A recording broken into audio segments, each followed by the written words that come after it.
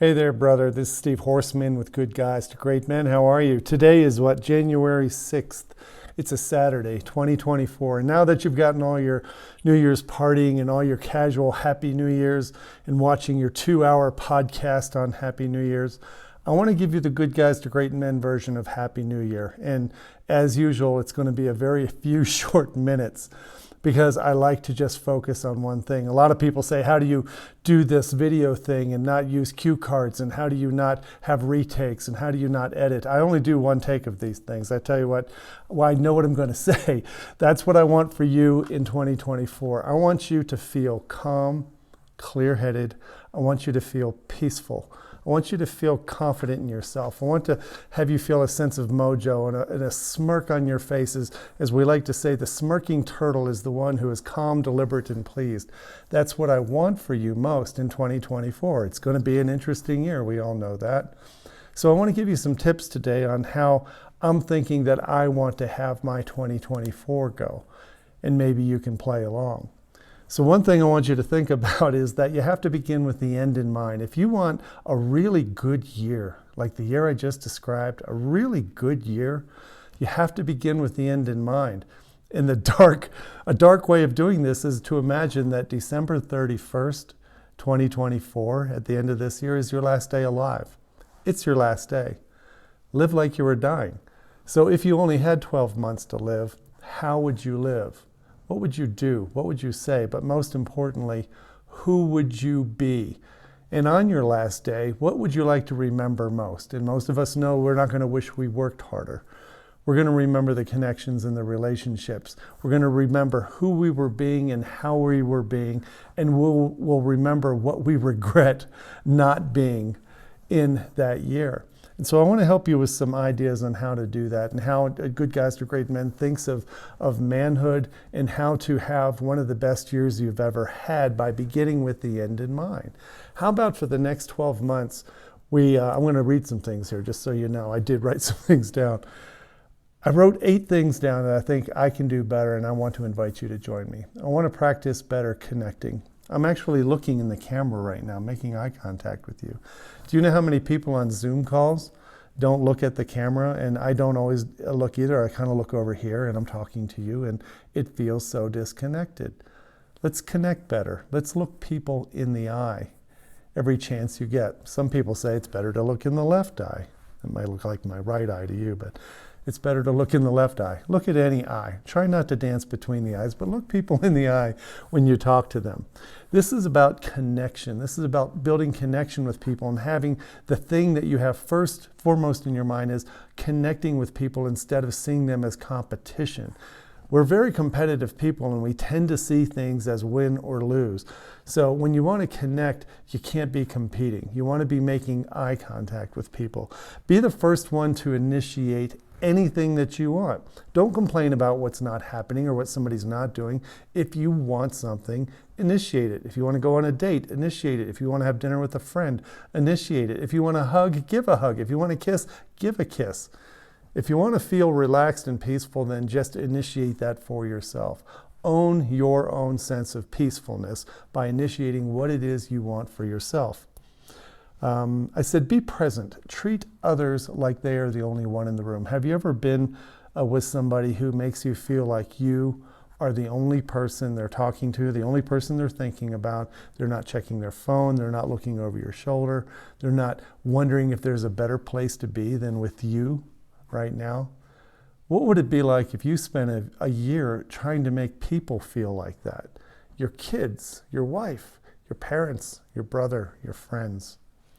Be more interested than trying to be interesting. This means asking more questions, being inherently more curious about the world, about the wonder of what's going on, the wonder of conflict, the wonder of opinions, the wonder of attitudes. Be curious instead of competitive. Be more interested in others than trying to prove that you are interesting to them. Try to have firmer handshakes, more enthusiastic, firm handshakes with everybody you meet. Make sure they know that you're glad that you're with them. Notice what is going right more often than trying to find out what's wrong. There's a bias people have, and sometimes it's a natural bias towards fear and skepticism and negativity. Practice having a positivity bias. See what is going right. Catch people doing things that are right. Catch your kids doing things that are right. Acknowledge, encourage, and support things you find that are going right. And stop looking for what might go wrong or what is going wrong. Focus on what you want to create instead of worrying about what you don't have.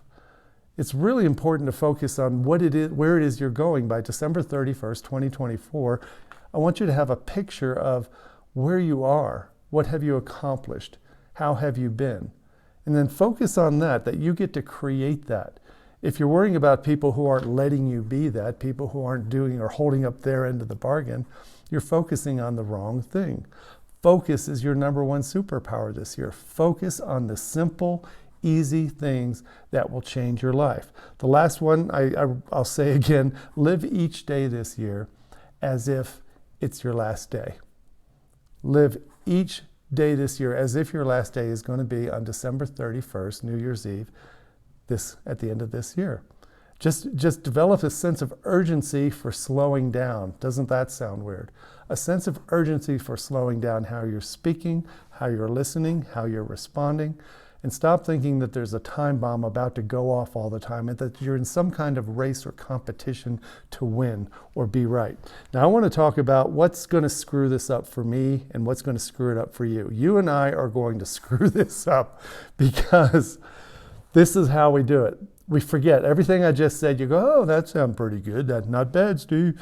And now this is what's going to happen. I'll stop this video and we're going to go back and this is what's going to grab us. We're going to get sucked up into stupid fights, arguments, debates, and conversations.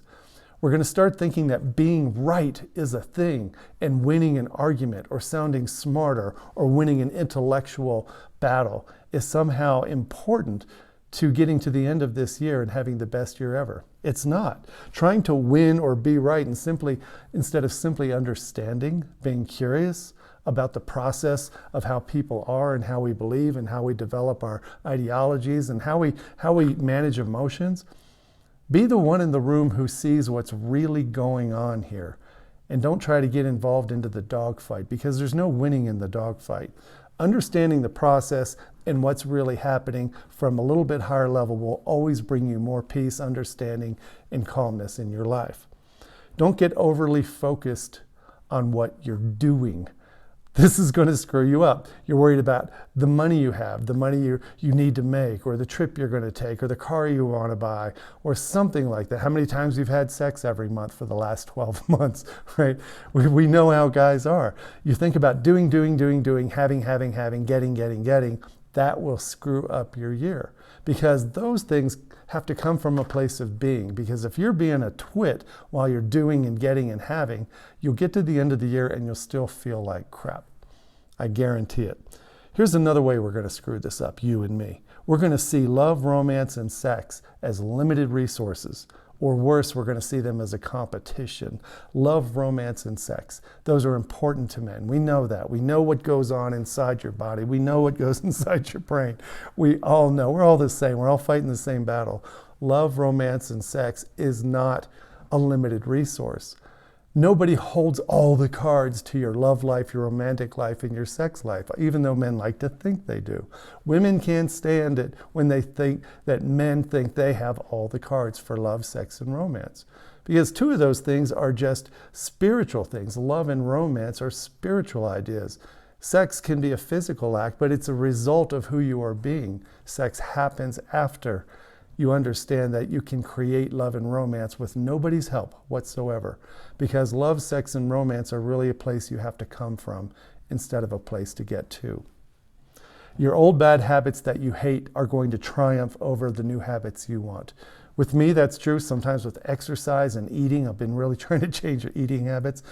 Old bad habits will triumph over the new habits you want to create. You have to be really mindful and focused every time you see yourself going down the rabbit hole of an old bad habit. And the last way you're going to screw this up in this year is because you're going to forget how much damn power you have. How much power you have in your desire and your focus and your intention to take small, consistent, tiny steps of action.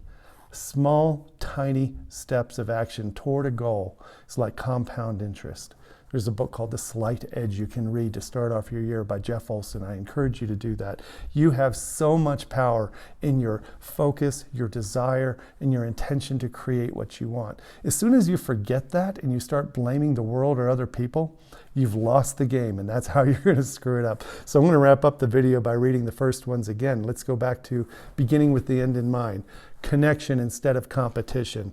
Eye contact and nothing but enthusiastic, firm handshakes. Be the first one to initiate anything that you want to do or you want to have. Be present and treat others like they're the only ones in the room with you. Be more interested in others than trying to be interesting to them. Notice what is going right instead of what is going wrong. Focus on what you want to create instead of worrying about what you don't have or don't want. And last, live every day this year as if December 31st, 2024 is your last day. And try to wake up every morning with a smirk and remind yourself that you're the one in charge here. This year isn't going to happen to you. You have to happen to the year. That's what I want for me. That's what I want for you. So thanks for being here, brother. We'll see you next week. Bye.